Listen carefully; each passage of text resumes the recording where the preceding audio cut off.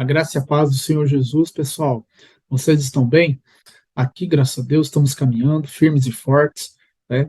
E eu queria dar as boas-vindas a vocês a mais essa aula do nosso curso Apocalipse, versículo por versículo. Gente, aqui em Poços de Caldas, onde eu moro, né? Para você quem não sabe, nós estamos passando por um friozinho, sabe? Tá bem gostoso aqui. Poços de Caldas fica a cerca de 250 quilômetros de São Paulo, capital. 450 quilômetros do Rio, 450 de BH. Nós estamos no sul de Minas, né? Estamos aí a 1.200 metros aproximadamente de altitude, então vale dizer que aqui é frio. Quando você puder, venha fazer uma visita aqui, é uma cidade bem legal para você passar o tempo aí com a sua família. Pessoal, até aqui nós estudamos praticamente quase que 50% do livro de Apocalipse. Tá? Foram 194 versículos, ainda nós temos 404 no Apocalipse, então aí estamos beirando os 48% de versículos estudados. É, Vamos continuar no nosso propósito, que é estudar o Apocalipse versículo por versículo, e eu gostaria de pedir a você que, quando puder, meu irmão, compartilhe esse vídeo com as pessoas que você sabe que precisam ouvir a palavra de Deus, precisam é, crescer espiritualmente, tá? Porque aí você me ajuda a poder alcançar mais vidas, né? E a fortalecer o trabalho também. Vamos em frente, gente? Ó, hoje iniciaremos a partir do versículo 5 do capítulo 12 do livro de Apocalipse. Aí você vê que diz, ó, nasceu-lhe, pois, um filho varão. Essa palavrinha filho, no original, no texto grego, ela tem duas, dentre outras, né, que a representam. Então a gente tem aí o filho, que é a palavrinha teknon, tá, que é aquela pessoa que acabou de nascer de novo, certo? Então, quando alguém acaba de entregar a vida dele para Jesus, ele é um teknon, isto é, um bebezinho espiritual. E aí aqui a gente consegue fazer um paralelo do da vida natural com a espiritual. Por quê?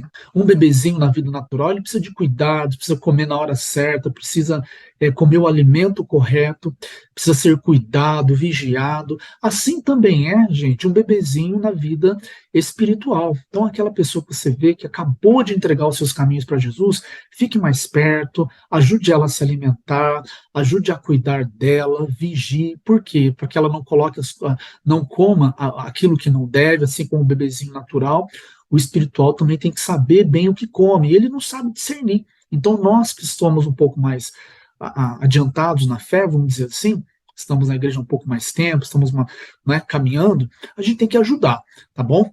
A outra palavra que é usada para falar de filhos é a huios. Significa o filho que já é maduro, tá vendo? Que tem condições de administrar uma herança, aquele que cresceu já de fato na fé. Então, quero crer que eu e você somos ruios, pessoas maduras. É essa palavrinha ruios que está sendo usado aí no livro de Apocalipse, no capítulo 12, versículo 5. Então, Jesus foi o ruios de Deus, né? Ele é um homem maduro, um homem sabe discernir com precisão aquilo que está ao seu redor, tá? Irmãos, nós temos que ser ruios. A questão que a gente vê na igreja é que muitas vezes a pessoa nasce de novo e ela fica como tecnon, como um bebezinho espiritual durante muito tempo. Entra ano e sai ano, ele está sempre sujando as fraldas, comendo o que não deve, sabe? Chorando por qualquer coisinha. Então, gente, vamos ser ruios. Tá? Tem muitos tecnons no corpo de Cristo que nós temos que ajudar a cuidar, mas eu e você, nós temos que crescer, temos que estar sempre buscando a maturidade cristã para que a gente possa contribuir cada vez mais com o reino do Senhor. Romanos 8,14 diz que aqueles que são filhos de Deus, ou seja, filhos de Deus, são guiados pelo Espírito Santo de Deus. Então, veja bem, esse versículo não é para todos aqueles que nasceram de novo, não. Os que são guiados pelo Espírito Santo são os que são ruios, entendeu? Ou seja, aquele que cresceu, que sabe discernir a voz do Pai, né? Que já se alimenta sozinho, que não depende de terceiros para poder crescer espiritualmente. Ele vai à igreja, ele busca, ele recebe o alimento ali, mas ele tem a capacidade de se alimentar sozinho também. Pois bem, esse filho varão que nasceu aí, né, é Jesus Cristo, né? Então, lá em Isaías capítulo 11, versículos 3 a 5, Olha só essa profecia, gente, que já iria, que fala a respeito dele lá atrás. Deleitar-se-á no temor do Senhor. O que é o temor do Senhor, gente? O sentimento de, resumindo tudo, né? Fazendo um resumo, tá? Salmo 111, 10 diz: o temor do Senhor é o princípio da sabedoria, revelam prudência os que o praticam. Tá? Então, quando a gente faz um estudo mais amplo, o que significa aí o prudente? Aquele que toma decisão na hora certa, né? Isso é ser prudente. Agora, fazendo um estudo amplo, conforme eu disse, o temor do Senhor, basicamente, ele envolve 4 características, que é respeito, reverência, zelo e pontualidade. Então, isso que é o temor do Senhor. O Jesus veio trazendo tudo isso. A Bíblia diz lá, né, que o zelo da minha casa me consumirá. Tá?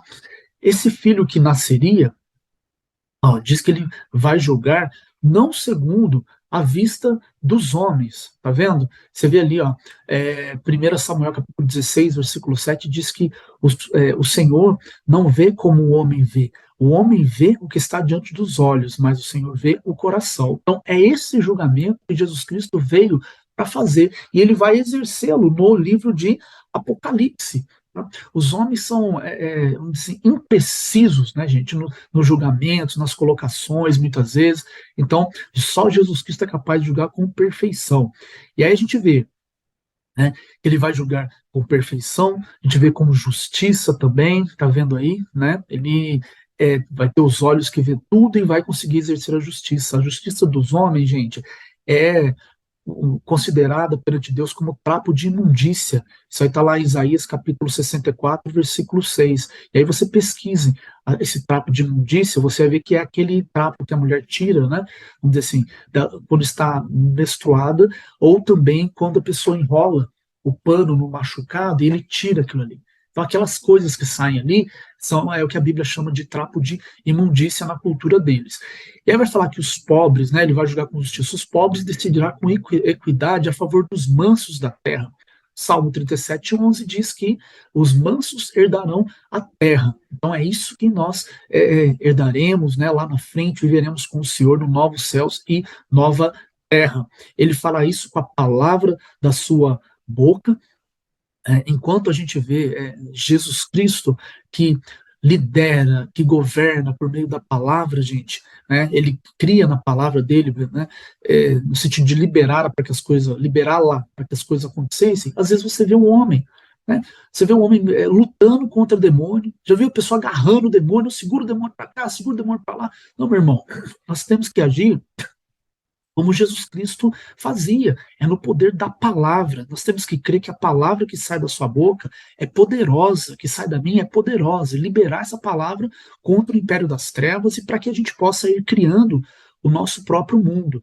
Deus, quando criou o mundo dele, ele o fez pela palavra. Então, nós, quando falamos também, criamos o nosso próprio mundo. Então, cabe a nós vigiar aquilo que nós falamos. Então, ele vai reger com a vara da sua boca e vai derrotar o diabo, tá vendo? Com o sopro, tá? Dos seus lábios. Esse perverso aí seria o diabo, né? Seria o anticristo, enfim. Esse que o Senhor vai derrotar lá na frente. Tá lá 2 Tessalonicenses capítulo 2, do 8 ao 10, depois você dê uma olhada. E por fim, o versículo termina falando que ele vai, que ele tem aí, né? A justiça será o cinto dos seus lombos e a fidelidade o cinto dos seus rins, tá vendo? Sugiro para você que estude aí sobre a armadura de Deus e falar do cinturão da verdade e tal, né? Para que você compreenda, chegando ali quando você finalizar isso tudo, você vai perceber que Jesus Cristo é a armadura de Deus, tá bom? Então, esse Apocalipse 12, 5, quando diz aí que nasceria um varão, está falando para nós que Jesus Cristo iria nascer. 700 anos antes dele nascer, Isaías profetizou isso daí. Voltando para o Apocalipse capítulo 12, gente, nós temos aí então, o que vai acontecer? Ele há de reger todas as nações, tá vendo? Olha só. Nós temos aqui, Apocalipse, ele vai reger como? Com cetro de ferro. Apocalipse capítulo 19, versículo 12 diz, da sua boca, de novo, sai uma espada afiada para com ela ferir as nações, tá vendo? E ele mesmo as regerá com um cetro de ferro. Pessoalmente pisa o lagar do vinho do furor da ira de Deus, todo poderoso. Então, gente, Jesus Cristo vai vir para reinar numa próxima ocasião. Isso aqui não se cumpriu ainda. Por isso que nós sabemos que os acontecimentos do Apocalipse são futuristas. A nossa visão aqui é pré-tribulacionista futurista, isto é, a igreja vai ser arrebatada antes da grande tribulação e esses acontecimentos que estamos vendo vai acontecer no futuro, né? Após Apocalipse, depois do Apocalipse capítulo, a partir do Apocalipse capítulo 4, versículo 1, então aí são acontecimentos do futuro, tá certo? Pois bem, olha o que diz também em Apocalipse capítulo 20, versículo 6. Olha aí, ó. Bem-aventurado e santo aquele que tem parte na primeira ressurreição. Por quê? Sobre esses não tem poder a segunda morte, mas serão sacerdotes do Deus, de Deus e de Cristo, e reinarão com ele quanto tempo? 1000 anos. Tá? Então, Jesus Cristo vai vir aqui no milênio, nós estudaremos a respeito disso nas aulas posteriores. Tá? Então você vai perceber que estaremos reinando com Cristo. A vida aqui na Terra continuará normalmente, nós, como igreja, noiva do Cordeiro, né, reinaremos com ele. Miqueias capítulo 5, versículo 2, pessoal, diz o seguinte, olha que versículo bonito, gente. E tu, Belém Efrata, pequena demais para figurar como grupo de milhares de Judá, de ti me sairá o que há de reinar Israel e cujas origens são desde os tempos antigos. Tá vendo? Então, Jesus Cristo viria reinar e iria nascer em Belém, não é?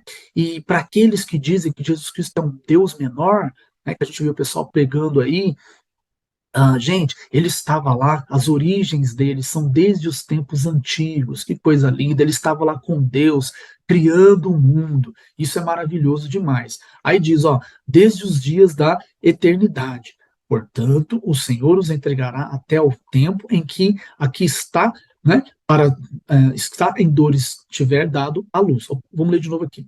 Portanto, o Senhor os entregará até o tempo em que aqui está em dores tiver dado a luz. Vendo? Isso aqui a gente viu também nas aulas anteriores, né? Então o restante dos seus irmãos voltará aos filhos de Israel. Versículo 4 fala assim, ó, ele se manterá firme e apacentará o povo na força do Senhor, na majestade do nome do Senhor, seu Deus. Eles habitarão seguros, porque agora ele será engrandecido até os confins da terra. Jesus Cristo já foi engrandecido até os confins da terra, irmãos? Não foi.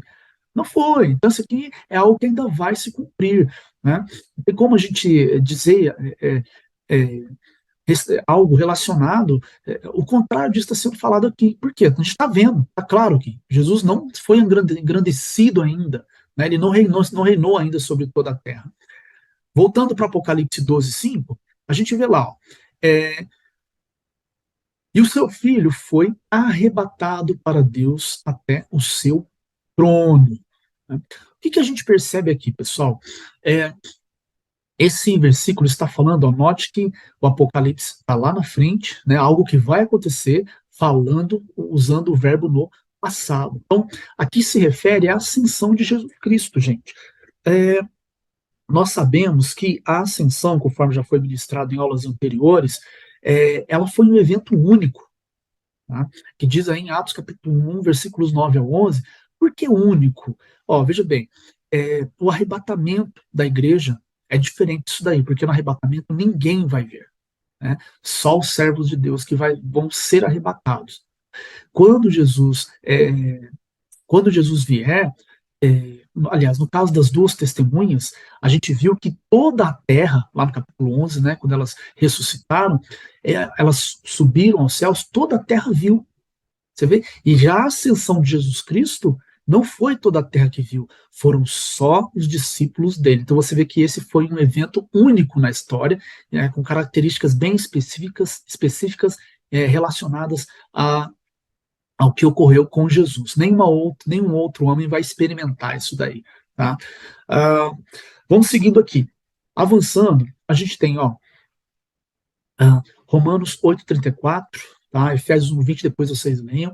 Então, esses homens que estavam, eles viram Jesus Cristo subir. Então, Jesus Cristo está vivo lá nas alturas, assentado à direita do Pai. Então, a nossa crença, irmãos, é firmada em alguém que está vivo, alguém que está operando sinais, maravilhas. De repente, você está me ouvindo aí, você tem crença em outras pessoas, e aí a gente pode perguntar, olha, essa pessoa que você crê está viva? Tem provas disso, que ela está viva? Né? O nome dela tem poder para ressuscitar os mortos, para trazer salvação? Então, nós temos que olhar para cima durante os períodos de dificuldade, sabe, para onde Jesus Cristo está assentado perante o Pai. Olha o que diz, Colossenses capítulo 3, versículos 1 e 2, fala aí, ó. Portanto, se fosses ressuscitado juntamente com Cristo, buscai as coisas lá do alto, onde Cristo vive, sentado à direita de Deus. Por que assentado à direita? Posição de honra, tá? Você pode ver que, em boa parte das situações aqui na Terra, quando se trata de linguagem corporal, você vê alguém acompanhado, normalmente a pessoa mais importante para esse alguém fica à direita dela, salvo as exceções. Tá? Então, Jesus Cristo está lá, assentado à direita. Aí, meu irmão, nós temos que pensar, como está dizendo o texto aí, ó, lá nas coisas do alto, onde Cristo está sentado, sabe? Às vezes nós ficamos meditando muito nas coisas da terra, e aí a gente passa por muita dificuldade, sabe? A gente acaba que mete os pés pelas mãos, né? A gente faz o que não deve, enfim, tá? Então, pense em Jesus Cristo, sabe? Não fique meditando muito nas coisas, pensando muito em excesso aqui nas coisas dessa terra, porque Jesus Cristo foi ressurreto com Deus e ele está assentado nas regiões celestiais. E se nós fomos ressurretos com ele, nós também estamos assentados espiritualmente lá com ele nas regiões celestiais. Estar assentado, gente, significa nós estarmos numa posição de descanso, sabe? Quando você senta, você simplesmente descansa, não é isso? Então, nós estamos descansando nas diversas situações, temos que descansar, aliás, exercer essa posição de estarmos assentados aí nas diversas situações, juntamente com Cristo. Então, tomar cuidado, de fato, gerenciar muito bem os nossos pensamentos, sabe? Porque eles que muitas vezes fazem com que a gente desanime, para as coisas que a gente vê, para as coisas que a gente enfrenta, sabe? Olha a quantidade de pensamentos que nós temos por dia, pessoal, aproximadamente. Então, muita cautela nisso, tá? Pense nas coisas do alto. Olha para você ver. Provérbios capítulo 23, versículo 7 diz que tal como o homem imagina em sua alma, assim ele é. Então, o que nós estamos pensando? Estamos olhando para Jesus, autor e consumador da nossa fé, que está assentado lá nas regiões celestiais, ou nós estamos sendo escravos dos arredores, conforme você vê naquela frase que está ali no bannerzinho? Então, gente, Cristo morreu, ressurgiu, nós ressurgimos com ele, estamos assentados nas regiões celestiais. 2 Coríntios capítulo 4, versículo 16 diz, por isso não desanimamos, pelo contrário, mesmo que o nosso homem exterior se corrompa, olha aí, ó, tá vendo? Contudo, o nosso homem interior se renova dia a dia. Então, esse estudo do Apocalipse é para renovar o nosso entendimento. Nós vimos numa das aulas, gente, que estudar o Apocalipse nada mais é do que conhecer uma verdade básica. Isso aí está lá em Hebreus capítulo 6, né? Quando ele está falando ali das doutrinas básicas da fé cristã. Então, às vezes a gente pensa que, nossa, vou estudar o Apocalipse, nossa, é um estudo muito aprofundado, puxa vida e tal. Nada, irmãos, conhecer o Apocalipse é o básico que nós temos que ter. Depois você vê lá, Hebreus capítulo 6, a partir do versículo 1, você vai ver que fala disso daí lá, tá? E ele considera ali essas verdades como leite, né? Ou seja, leite é o quê? Quem toma leite? As crianças, né? Então, a gente entende que leite significa verdades básicas. Então, o Apocalipse está incluso nisso. Avançando, pessoal, o que nós temos aqui? Olha aí, por questão das pessoas não gerenciarem pensamentos, a gente vê aí, ó, muitas mortes estão ocorrendo, tá vendo? Suicídios, né, de homens, de mulheres no nosso tempo, sabe? Então, gente, vamos renovar a nossa mente a cada dia mais, estudando a palavra de Deus, vá meditando nesses versículos que nós temos estudado aqui.